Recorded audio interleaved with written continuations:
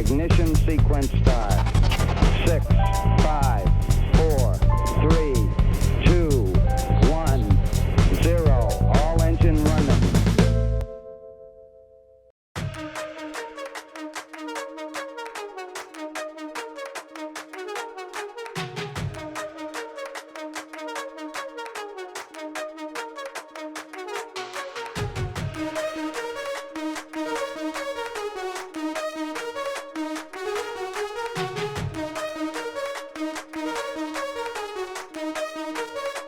Oh, that's a really good question. When is the best time to upgrade?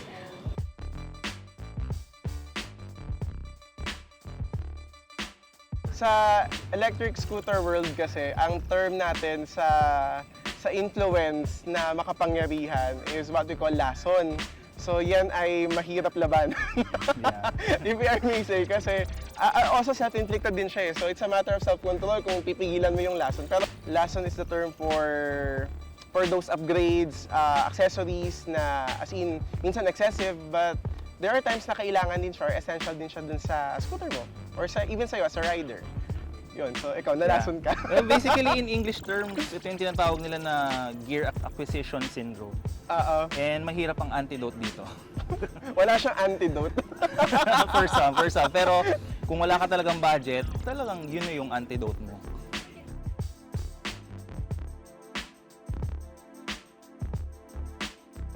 Kasi nga, yung iba, kaya yung term mabilis malason. Kasi, na-max out mo na yung capability ng scooter mo. Na-try mo na yung other schools. So, papunta ka na dun sa next level. Mag-research muna kayo ng maigi or magtanong kayo sa group para yung budget nyo, tsaka yung range nyo, tsaka yung need nyo, mabili nyo yung tamang unit sa inyo. Kasi mahirap na yung bibili ka ng unit tapos mag-upgrade ka ng agad. Masasayang lang. I have a major role sa group wherein I help newbies sa mga, okay ba itong ilaw na to? Okay ba itong upgrade na to? How much will it cost?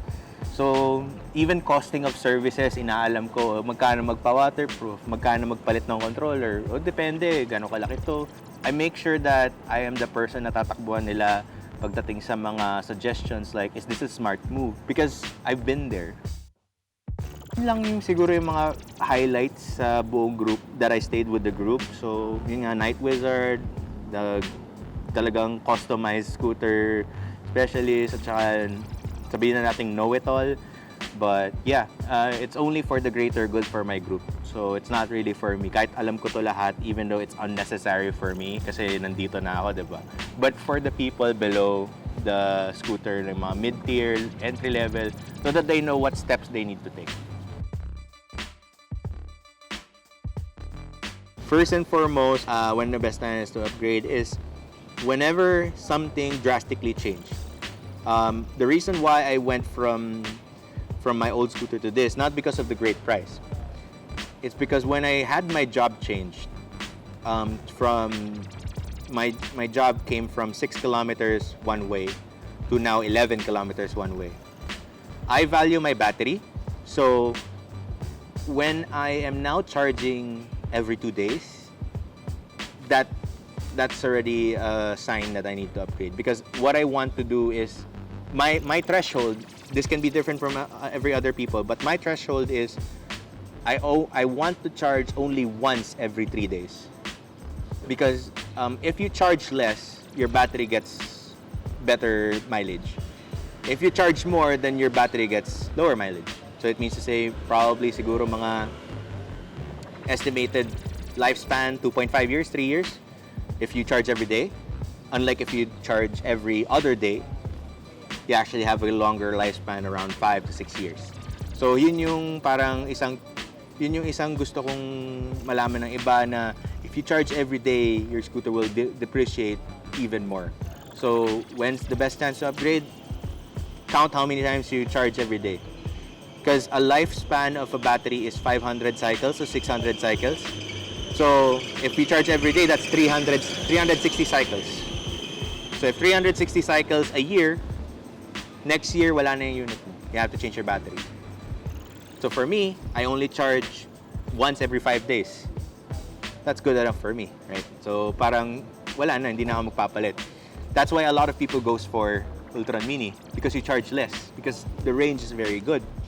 And some goes for VX because that's 60 kilometers. Sometimes for people who goes 10 kilometers two ways, napakatagal na ng battery, you can go 5 days without charging. So that's one reason you can go for an upgrade.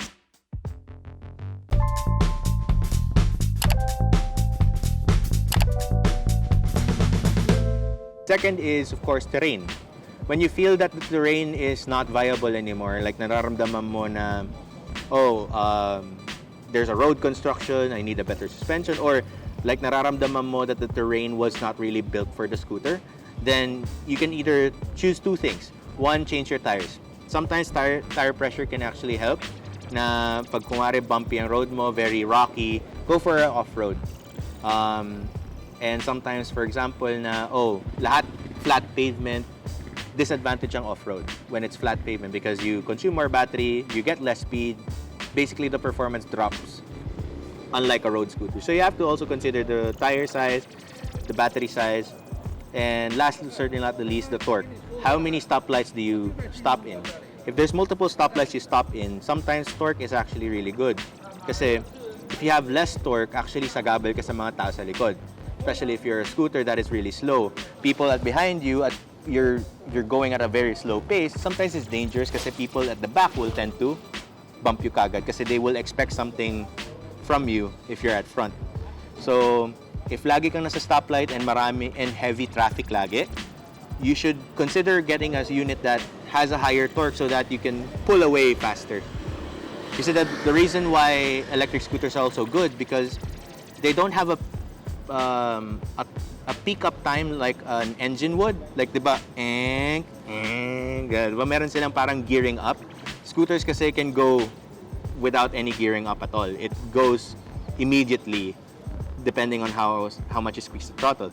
So that's the advantage. You can pull away faster than even a car. You can pull away faster than a car. You just need to know your torque. So if you are finding yourself with a lot of roadblocks, a lot of stoplights,